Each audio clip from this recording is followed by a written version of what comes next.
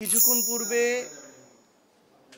জুলাই গণহত্যার নির্দেশদাতা, বিডিআর হত্যাকাণ্ডের নির্দেশদাতা, শাপলা হত্যাকাণ্ডের নির্দেশদাতা সহ অসংখ্য গুম খুন বিচার বহির্ভূত হত্যাকাণ্ডের নির্দেশদাতা খুনি হাসিনার ফাঁসির রায় হয়েছে। পাশাপাশি যার সার্বিক সহযোগিতায় সাবেক স্বরাষ্ট্রমন্ত্রী খুনি কামাল, যার সার্বিক সহযোগিতায় এই হত্যাকাণ্ডগুলো সংঘটিত হয়েছে, তারও ফাঁসির রায় ঘোষণা হয়েছে। আমরা মনে করি এর মধ্য দিয়ে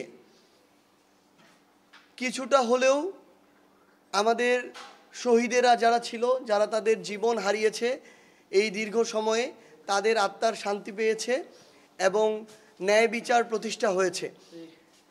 পাশাপাশি আমরা এটাও মনে করি যে শুধুমাত্র রায় ঘোষণার মধ্যে সীমাবদ্ধ থাকলে হবে না, বরং খুনি হাসিনাকে ভারত থেকে অতি দ্রুত সময়ের মধ্যে বাংলাদেশে নিয়ে এসে এই রায় কার্যকর করতে হবে।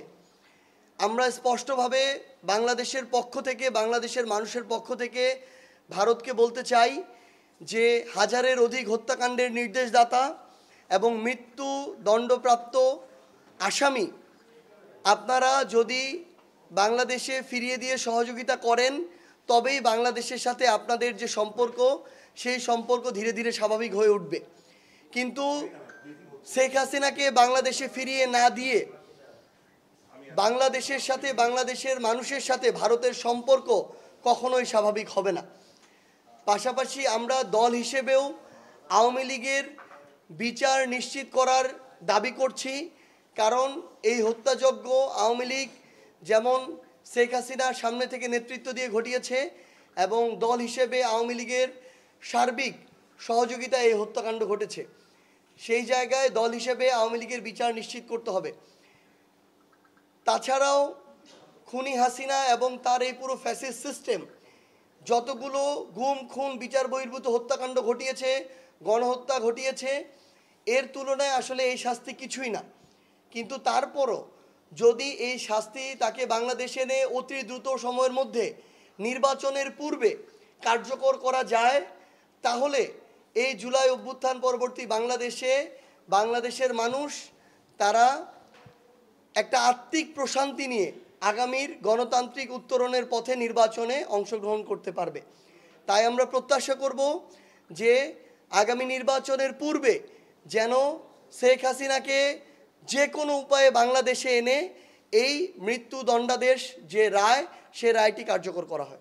চৌধুরী আবদুল্লাহ আল মামুন, যিনি সাবেক আইজিপি ছিলেন, তিনি এই শেখ হাসিনার যে বিচারিক কার্যক্রম হলো সেখানে তিনি রাজসাক্ষী ছিলেন, এবং তিনি তার জায়গা থেকে প্রত্যেকটি সত্য কথা তুলে ধরেছেন। এবং আমরা আমাদের জায়গা থেকে এটাও ব্যক্তিগতভাবে যতটুকু তার সম্পর্কে জানতে পেরেছি যে তিনিও তার জায়গা থেকে ব্যক্তি জীবনে চেষ্টা করেছেন পেশাদারিত্ব বজায় রাখার, কিন্তু নানাভাবে এই সিস্টেমের অংশ হিসেবে অনেক কিছু দায়ভার তার উপরেও যায়, যেহেতু ওই প্রতিষ্ঠানটিকে ব্যবহার করে অসংখ্য অন্যায় কার্যক্রম করা হয়েছে।